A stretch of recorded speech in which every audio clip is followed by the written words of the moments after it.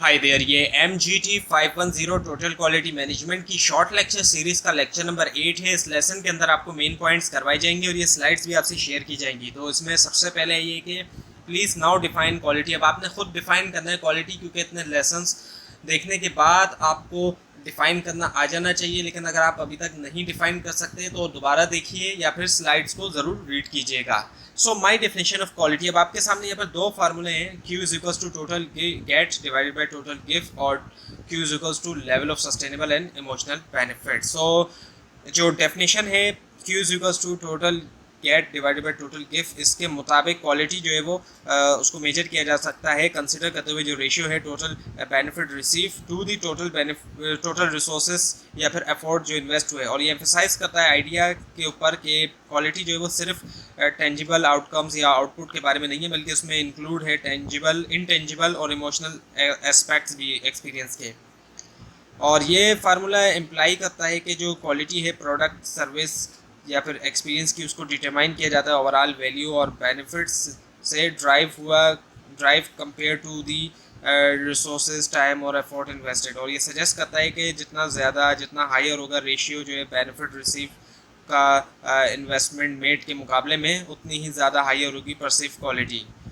और जो दूसरा फार्मूला है Q equals to level of sustainable and emotional benefits. So ये इंट्रोड्यूस करता है कॉन्सेप्ट जो है सस्टेनेबल और इमोशनल बेनिफिट्स का। सस्टेनेबल बेनिफिट्स से मुराद लॉन्ग लास्टिंग एडवांटेज होते हैं जो कि एक प्रोडक्ट या सर्विस प्रोवाइड करती है, जैसे कि ड्यूरेबिलिटी, रिलायबिलिटी और एनवायरमेंटल फ्रेंडलीनेस। इमोशनल बेनिफिट दूसरी तरफ जो है वो रिलेटेड हैं सब्जेक्ट फीलिंग से, सेटिस्फेक्शन और जो इमोशनल कनेक्शन एक्सपीरियंस करता है कस्टमर। सो इंक्लूड करते हुए सस्टेनेबल और इमोशनल बेनिफिट डेफिनेशन के अंदर आप एम्फेसाइज करते हैं कि क्वालिटी जो है वो सिर्फ बेस नहीं करती फंक्शनल एट्रीब्यूट या मीट करना स्पेसिफिकेशन को, बल्कि इनकम्पेस करती है जो ओवरऑल एक्सपीरियंस है, कस्टमर सेटिस्फेक्शन है और जो एबिलिटी है प्रोडक्ट या सर्विस की क्रिएट करने के लिए पॉजिटिव इमोशन और lasting value. So definitions of quality different तरह की डेफिनेशंस हैं। एक तो प्रोडक्ट बेस्ड है। सो ये जो पर्सपेक्टिव है ये फोकस करता है स्पेसिफिक एट्रीब्यूट्स के ऊपर और जो करेक्टरिस्टिक्स होती है एक प्रोडक्ट की जो कि कंट्रीब्यूट करती है उसकी क्वालिटी को। दूसरा है यूज़र बेस्ड क्वालिटी सेंटर जो है around the fitness of a product for its intended use. ये कंसिडर करता है कि कितना बेहतर जो एक प्रोडक्ट मीट करती है, पूरा करती है नीड्स को, रिक्वायरमेंट को, एक्सपेक्टेशन को अपने कस्टमर्स की। और उसके बाद है फिर वैल्यू बेस्ड। अब वैल्यू बेस्ड की अगर हम बात करें तो ये असेस करती है जो बैलेंस है परसीव क्वालिटी के दरमियान प्रोडक्ट या सर्विस की और उसकी प्राइस की। और उसके बाद है फिर ट्रांसेंडेंट। सो ट्रांसेंडेंट जो पर्सपेक्टिव है क्वालिटी का वो रिलेट करता है नोशन ऑफ एक्सीलेंस से या सुपीरियरिटी से। और उसके बाद है फिर मैन्युफैक्चरिंग बेस्ड। सो मैन्युफैक्चरिंग बेस्ड क्वालिटी जो फोकस करता है कन्फर्मेंस टू स्पेसिफिकेशन, स्टैंडर्ड या रिक्वायरमेंट, और इसमें इन्वॉल्व है इंश्योर करना कि प्रोडक्ट मैन्युफैक्चर्ड हो या फिर प्रोड्यूस हो जो भी प्री डिटरमाइन स्पेसिफिकेशन है उनके मुताबिक। So quality and personal values में सबसे पहले है personal initiative has a positive impact on business success. ये स्टेटमेंट सजेस्ट करता है कि जो इंडिविजुअल पर्सनल इनिशिएटिव लेते हैं अपने वर्क में उनका पॉजिटिव इन्फ्लुएंस होता है ओवरऑल सक्सेस के ऊपर बिजनेस की। उसके बाद है quality begins with personal attitude. ये स्टेटमेंट हाईलाइट करता है जो इम्पोर्टेंस है पर्सनल एटीट्यूड की ड्राइव करने में क्वालिटी। और उसके बाद है quality focus individual often exceeds customer expectation. ये स्टेटमेंट रिकग्नाइज करता है कि जो इंडिविजुअल प्रायोरिटाइज करते हैं क्वालिटी को वो बियॉन्ड हो जाते हैं, यानी कि उससे ज़्यादा आगे तक जाते हैं, जो कस्टमर की एक्सपेक्टेशन है उसको पूरा करने से ज़्यादा आगे तक जाते हैं। उसके बाद है attitude can be change through awareness, actions और रिवॉर्ड। सो यानी कि एटीट्यूड जो है वो इन्फ्लुएंस हो सकते हैं और ट्रांसफॉर्म हो सकते हैं बहुत से मीन्स के ज़रिए। और उसके बाद है फिर लीडर्स इन क्वालिटी रेवोल्यूशन। सो कुछ नाम हैं क्वालिटी के हवाले से, बड़े बड़े नाम सामने आते हैं जैसे कि डॉक्टर एडवर्ड डेमिंग है, जोसेफ एम जुरान है, फिलिप क्रॉसबी है, काओरू इशिकावा है और टैगुची। सो डिफ़ाइन किया है इन एक्सपर्ट्स ने क्वालिटी को कुछ अलग तरीक़ों से, जैसे कि डेमिंग ने डिफ़ाइन किया है नॉन फॉल्टी सिस्टम। सो जो डेमिंग का पर्सपेक्टिव है वो एम्फेसाइज करता है जो इम्पोर्टेंस है सिस्टम के ऊपर फोकस करने की, ना कि इंडिविजुअल फॉल्ट्स या डिफेक्ट के ऊपर। और जुरान जो है फिटनेस फॉर यूज़, तो जुरान के मुताबिक है कि प्रोडक्ट या सर्विस जो है वो हाई क्वालिटी की होगी अगर वो मीट करे या एक्सीड कर जाए कस्टमर एक्सपेक्टेशंस को और वो सूटेबल हो इंटेंडेड पर्पस के लिए। और क्रॉसबी का जो है कन्फर्मेंस टू रिक्वायरमेंट है, सो इनके मुताबिक एक क्वालिटी जो है अचीव होगी जब प्रोडक्ट या सर्विस जो है वो कंफर्म करती है डिफाइंड स्टैंडर्ड को, स्पेसिफिकेशन को या एक्सपेक्टेशन को। So now the Kaoru Ishikawa के बारे में यहाँ पर कुछ डिटेल दी हुई है। ये जो है स्टूडेंट थे एडवर्ड डेमिंग के, एक क्वालिटी मैनेजमेंट एक्सपर्ट थे। और उसके बाद फिर respect for humanity as a management philosophy. So Ishikawa ने एम्फोसाइज किया जो इम्पोर्टेंस है रिस्पेक्ट देना और वैल्यू देना जितने भी इंडिविजुअल होते हैं ऑर्गेनाइजेशन के अंदर। और उसके बाद है फिर advance the use of quality circle. So इन्होंने पॉपुलराइज किया जो कॉन्सेप्ट है क्वालिटी सर्कल्स का। और उसके बाद है क्रॉस फंक्शनल मैनेजमेंट। इन्होंने एडवोकेट किया, ये एडवोकेट थे एक्चुअली क्रॉस फंक्शनल कोलैबोरेशन के और टीम वर्क के, ताकि अचीव किया जाए क्वालिटी ऑब्जेक्टिव। और उसके बाद है फिर advocate of the use of 7 tools. So इन्होंने पॉपुलराइज किया जो यूज़ है 7 बेसिक क्वालिटी टूल्स का, जिसके अंदर इंक्लूड है कॉज एंड इफेक्ट डायग्राम और fishbone diagram. So Ishikawa degree of match between true and substitute quality characteristic define customer delight.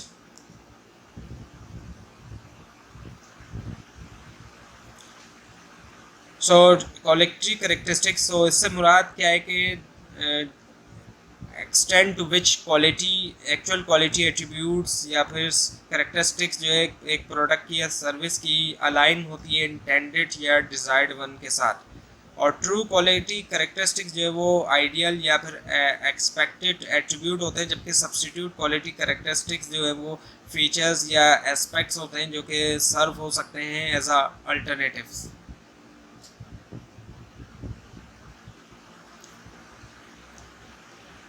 सो गेनिची टागुची, इनके बारे में जो लिखा हुआ है कि ये जो है इंजीनियर थे और स्टैटिस्टिशियन थे, जाने जाते हैं अपनी कंट्रीब्यूशन के लिए टू क्वालिटी इंजीनियरिंग। और इनका जो मेथड टागुची मेथड था उसका एम जो है वो इम्प्रूव करना प्रोडक्ट और प्रोडक्ट डिज़ाइन, एम्फोसाइज करते हुए कंसिस्टेंसी ऑफ परफॉर्मेंस और रिड्यूस करना variation.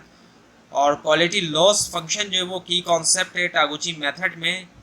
It is state that कोई भी जो डेविएशन होता है टारगेट से या फिर आइडियल वैल्यू रिजल्ट से इन अ लॉस टू सोसाइटी, और ये लॉस जो है हो सकता है in terms of increase cost या फिर डिक्रीज होना कस्टमर का सेटिस्फेक्शन या फिर कोई भी नेगेटिव इम्पैक्ट। सो गोल जो है वो क्या है, मिनिमाइज करना इस लॉस को रिड्यूस करते हुए वेरिएबिलिटी और अचीव करना क्लोजर अलाइनमेंट जो टारगेट वैल्यू उसके साथ। सो पैरामीटर डिज़ाइन जो कि जाना जाता है रोबस्ट इंजीनियरिंग के नाम से, वो एक एप्लीकेशन है डिज़ाइन ऑफ एक्सपेरिमेंट्स की टागुची मेथड्स के अंदर। इन्वॉल्व आइडेंटिफाई करना और ऑप्टिमाइज़ करना जो कंट्रोल पैरामीटर है एक प्रोडक्ट का या प्रोसेस का, ताकि उसको बनाया जाए लेस सेंसिटिव टू वेरिएशन और एक्सटर्नल फैक्टर्स।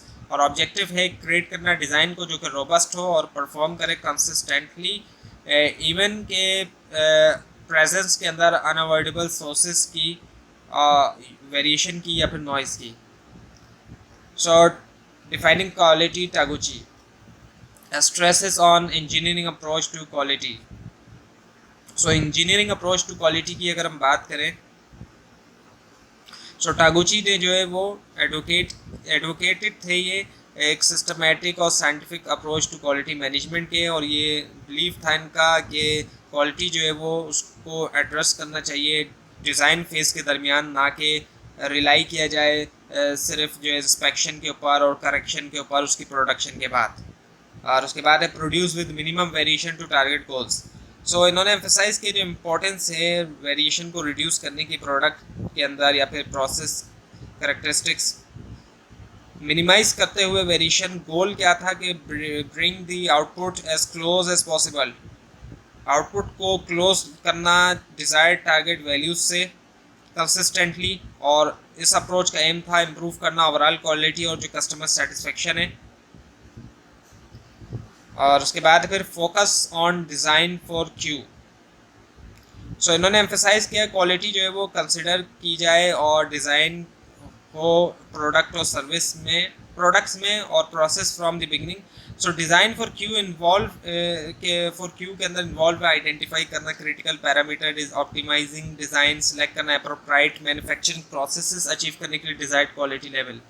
उसके बाद quality is a loss function को टागुची ने इंट्रोड्यूस किया कॉन्सेप्ट जो है वो क्वालिटी लॉस फंक्शन का, और ये सजेस्ट करता है कि कोई भी जो डेविएशन होता है टारगेट वैल्यू से, उससे रिजल्ट क्या आता है, लॉस होता है सोसाइटी में, और ये लॉस जो है वो मेजर किया जा सकता है in terms of increase cost, decrease होना कस्टमर सेटिस्फेक्शन, या फिर कोई भी दूसरा नेगेटिव इम्पैक्ट्स। और सो जो ऑब्जेक्टिव है वो मिनिमाइज करना है इस लॉस को, रिड्यूस करते हुए वेरिएबिलिटी और इम्प्रूव करते हुए क्वालिटी। सो क्वालिटी जो है वो is based on the economic value of being on target and reducing variation. So जितना ज़्यादा टारगेट से दूर होंगे उतना लॉस होगा, और कोई भी लॉस नहीं है टारगेट के ऊपर। सो ये जो कॉन्सेप्ट है क्वालिटी का टागुची के मुताबिक ये बेस करता है economic value drive from being on target and reduce variation. So quality Taguchi के पर्सपेक्टिव में सिंपली जो है वो ये नहीं है कि पूरा किया जाए स्पेसिफिकेशन को या फिर कंफर्म किया जाए जो भी प्रीडिटरमाइंड स्टैंडर्ड है, बल्कि क्वालिटी जो है वो इवैल्यूएट होती है in terms of its economic implication. So being on target से मुराद प्रोड्यूस करना प्रोडक्ट्स या डिलीवर करना सर्विस जो कि क्लोजली मैच करे डिज़ायर्ड या फिर टारगेट वैल्यू बहुत सी क्वालिटी कैरेक्टरिस्टिक्स के लिए। और रिड्यूसिंग वेरिएशन जो है एक दूसरा क्रिटिकल एस्पेक्ट है। सो टागुची का बिलीव था कि मिनिमाइज करना वेरिएबिलिटी प्रोडक्ट या सर्विस कैरेक्टरिस्टिक्स के अंदर वो एसेंशियल है अचीव करने के लिए हाई क्वालिटी। सो रिड्यूस करते हुए वेरिएशन ऑर्गेनाइजेशन जो है वो एनहेंस कर सकती हैं अपनी एबिलिटी ताकि कंसिस्टेंटली पूरा करें कस्टमर की एक्सपेक्टेशन को, मिनिमाइज करें एसोसिएटेड इकोनॉमिक लॉसेस। सो इकोनॉमिक वैल्यू जो है बीइंग ऑन टारगेट की और रिड्यूस करना वेरिएशन लाई करता है बेनिफिट में जो कि it brings, it can lead to cost saving, इससे कॉस्ट सेविंग होगी रिड्यूस करते हुए वेस्ट को, रीवर्क और कस्टमर कंप्लेन। और एडिशनली इससे नतीजा क्या होगा, इम्प्रूव कस्टमर सेटिस्फेक्शन, इंक्रीज होना मार्केट शेयर और इन्हेंस होना ब्रांड रेपुटेशन। और अल्टीमेटली ये इकोनॉमिक बेनिफिट्स जो वो कंट्रीब्यूट करेंगे ओवरऑल सक्सेस को और जो कॉम्पिटिटिवनेस है ऑर्गेनाइजेशन की। So Taguchi loss function set the target. So ये जो कॉन्सेप्ट है ये जो है रेफर किया जा रहा है आइडिया को कि हर नॉन परफेक्ट सर्विस या यूनिट प्रोड्यूस जो होता है in a loss for the company. So इस कॉन्टेक्स्ट के अंदर जो फोकस है वो है कॉस्ट के ऊपर या फिर जो लॉस इनकर्ड किया कंपनी ने जब उसने प्रोड्यूस किया सर्विस या यूनिट जो कि मीट नहीं करता है डिज़ायर्ड क्वालिटी स्टैंडर्ड को। सो कोई भी जो डेविएशन होता है परफेक्शन से या फिर नॉन कन्फर्मेंस से, उससे क्या होता है कि बहुत से नेगेटिव कॉन्सिक्वेंसेस होते हैं कंपनी के लिए, और ये जितने भी नुकसान होते हैं इनसे ये डिफरेंट फॉर्म ले सकते हैं, जिसमें शामिल है इंक्रीज इजाफा होना कॉस्ट के अंदर जो कि जुड़ी हुई है रीवर्क के साथ, स्क्रैप के साथ या वारंटी क्लेम के साथ। सो नॉन परफेक्ट यूनिट्स या सर्विस जो है उससे भी क्या हो सकता है कि डिससेटिस्फाई कस्टमर या डैमेज रेपुटेशन और पोटेंशियल लॉस हो सकते हैं फ्यूचर बिजनेस अपॉर्चुनिटीज़ के लिए। सो रिकग्नाइज करते हुए कि हर नॉन परफेक्ट सर्विस या यूनिट जो है वो रिप्रेजेंट करता है एक लॉस को, कंपनीज जो है वो मोटिवेट होती हैं प्रायोरिटाइज करने के लिए क्वालिटी इंप्रूवमेंट एफर्ट, और एम होता है कि रिड्यूस करना अकरेंस जो है नॉन कन्फर्मिटीज़ की और मिनिमाइज करना वेस्ट और इम्प्रूव करना ओवरऑल क्वालिटी परफॉर्मेंस।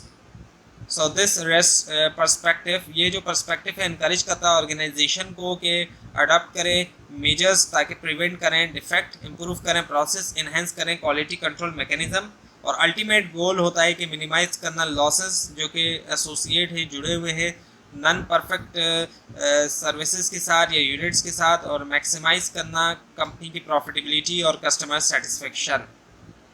तो ये था आज का लेसन। आपको अगर इस बारे में कोई क्वेश्चन है नीचे कमेंट कीजिए, और इस पूरी सीरीज़ को देखने के लिए इस चैनल को सब्सक्राइब कीजिए, बेल आइकन के ऊपर क्लिक कीजिए, और इसके अंदर कोई मिस्टेक भी दिखाई दे वो भी ज़रूर हाईलाइट कीजिए। Thanks for watching this video and best of luck for your exams.